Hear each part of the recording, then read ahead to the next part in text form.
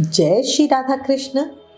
ओ कान्हा मेरे, बताओ जरा किसे पढ़ाऊं कुंडली अपनी, किसे दिखाऊं हाथ। सब अच्छा जब आप हो मेरे साथ। आप में ऐसे खो जाऊं कि दुनिया से कोई वास्ता ना रहे।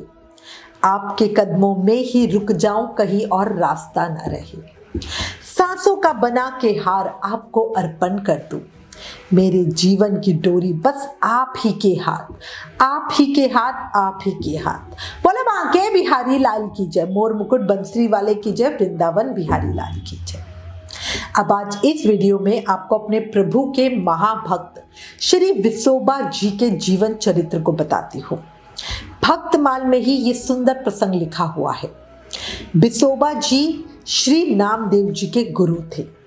उनके जीवन से हमें अतिथि देवो भव का मतलब समझ आएगा। बहुत सुंदर प्रसंग है। प्रेम मन और भाव से सुनना, प्रेरणा तो मिलेगी ही मिलेगी, भक्ति भी बढ़ेगी। पंढरपुर से 50 कोस पर अड़िया नागनाथ एक प्रसिद्ध शिव क्षेत्र है। यहीं पर यजुर्वेदी ब्राह्मण कुल में विसोबा जी का जन्म हुआ। सराफी का काम करने के कारण ये सराफ कहे जाते हैं। आपकी जानकारी के लिए बता दूं, सराफी एक तरह से मनी एक्सचेंज का काम होता है। मतलब जैसे सोना चांदी लाओ और पैसे ले जाओ, कुछ इस तरह का।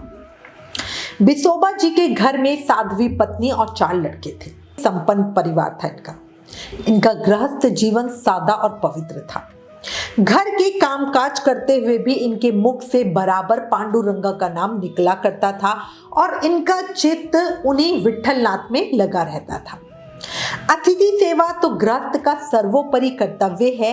इसी से इनके यहाँ से कभी भी कोई अतिथि बिना सत्कार पाए वापस जा ही नहीं सकता था। अतिथि को साक्षात नारायण समझ के ये उनकी पूजा करते थे।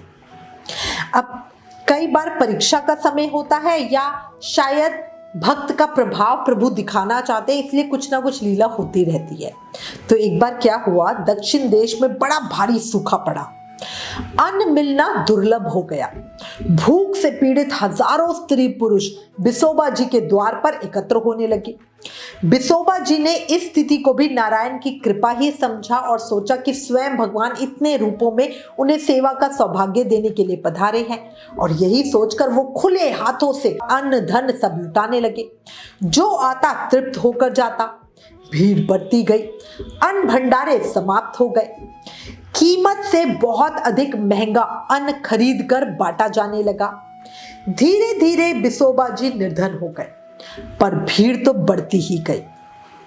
घर के गहने बर्तन आदि बेचकर भी लोगों का विसोबा जी ने सत्कार किया। जो एक दिन नगर सेठ थे, अब वो पूरी तरह कंगाल हो गए थे।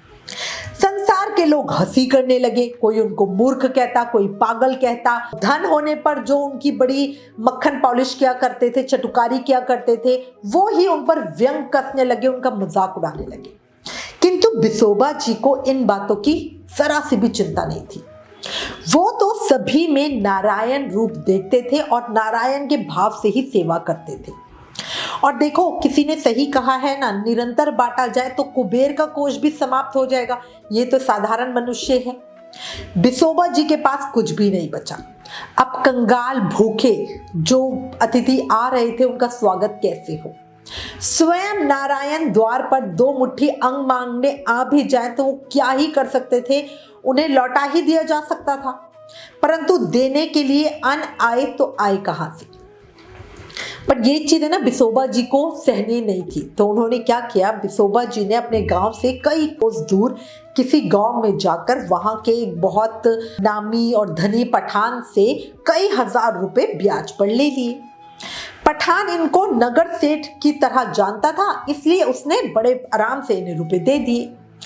इनके आनंद का कोई ठिकाना नहीं रहा। घर आकर सब रुपयों का अन्न ले लिया और वो लोगों की सेवा में लगाने लग गए।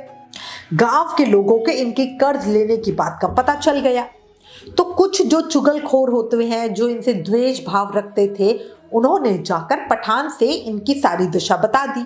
पठान को जब पता चला कि भाई ये तो कंगाल हो चुके हैं, ये तो अब नगर सेठ नहीं है, तो वो वहीं से आके इनसे रुपए मांगने लगा। तो विसोबा जी ने कहा कि 7 दिन में मैं तुम्हारे रुपए दे दूंगा। पठान मानता तो नहीं, पर गांव के लोगों ने उसे ये भी कहा कि भाई बिसोबा जी अपनी बात के पक्के हैं, सत्य की रक्षा के लिए प्राण भी दे सकते हैं, झूठ कभी नहीं बोलते। अब ये सुनकर पठान चुपचाप चला गया।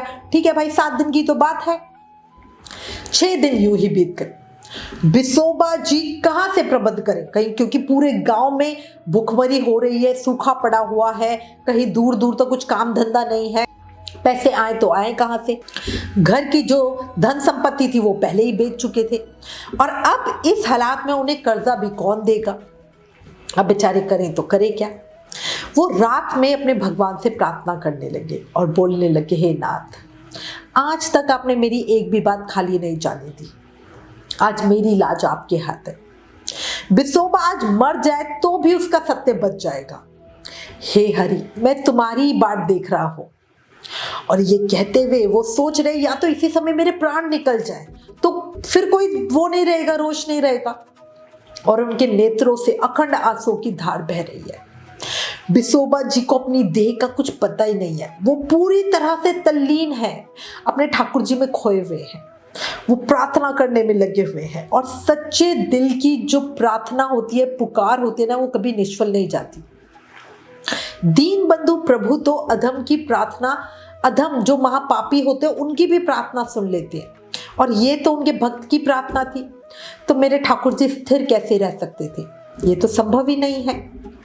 उन लीलामय ने बिसोबा जी के मुनीम का रूप धारण किया और सुबह सुबह ही पठान के पास पहुंच गए। पठान को बड़ा आश्चर्य हुआ कि ऐसे अकाल के समय में इतने रुपए बिसोबा जी को किसने दिए।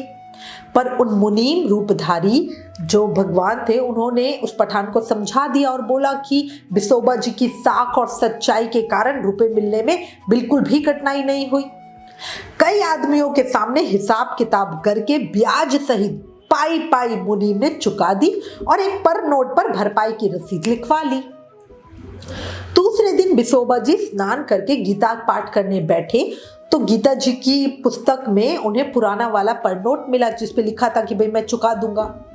वो पूजा करके सीधा पठान के घर पे पहुंच गए और वहां जाके हाथ जोड़ के बोले, भैया मुझे क्षमा करो, मैं तुम्हारा रुपया ब्याज सहित दूंगा जरूर, बस मुझे कुछ समय दे दो। अब बिसोबा जी की बात सुनकर पठान तो आश्चर्य में पड़ गया और बोला, आप क्या कहते हो, आपका मुनीम तो कल ही मुझे पूरे रुपए दे गया है। मैंने आपसे रुपए मांगकर बड़ी गलती की, आपको जितने रुपए चाहिए आप मुझसे ले जाइए, और आपसे पर नोट लिखाने की भी मुझे कतई जरूरत नहीं है, आपकी बस जबान पे मुझे पूरा विश्वास है। अब ये सुनते ही बिसोबा जी के आश्चर्य का तो ठिकाना नहीं रहा। गांव के लोगों ने भी बताया कि हाँ, आपका मुनीम कल आया था और वो पूरे रुपए ब्याज सहित एक एक पाई चुका के गया है। अब घर लौट के वो सीधा मुनीम जी के पास गए और उनसे पूछा, तो बेचारे मुनीम जी क्या जाने, उनको तो कुछ नहीं पता, वो तो हक्के बक्के रह गए। वो बोले, ना मालिक, मैं तो कहीं ना गया। अब तो बिसोबा जी को निश्चय हो गया कि ये सब उनके दयामय प्रभु की ही लीला है। एक तरफ तो वो बड़े खुश थे कि ठाकुर जी ने देखो उनकी लाज कैसी रखी, पर उन्हें कहीं ना कहीं बड़ी ग्लानि भी थी कि उनके पांडुरंगा को उनकी वजह से इतना कष्ट उठाना पड़ा, और इसी से उनका मन इतना खराब हो गया कि वो सब कुछ छोड़ छाड़ के पंढरपुर चले गए और वहीं पे भजन में लीन हो गए। श्री ज्ञानेश्वर के मंडल में बिसोबा जी सम्मिलित हुए। उन्होंने योग का अभ्यास किया और सिद्ध महात्मा माने जाने लगे। उन्होंने स्वयं कहा कि चांग देव को मुक्ताबाई ने अंगीकार किया और स्वप्न देव ने मुझ पर कृपा की। अब जन्म मरण का भय नहीं रहा। श्री ज्ञानेश्वर जी का ये भगवान नाम अवतार ही मानते थे। श्री नामदेव जी को भगवान ने स्वप्न में आदेश दिया कि वो बिसोबा जी से दीक्षा ले।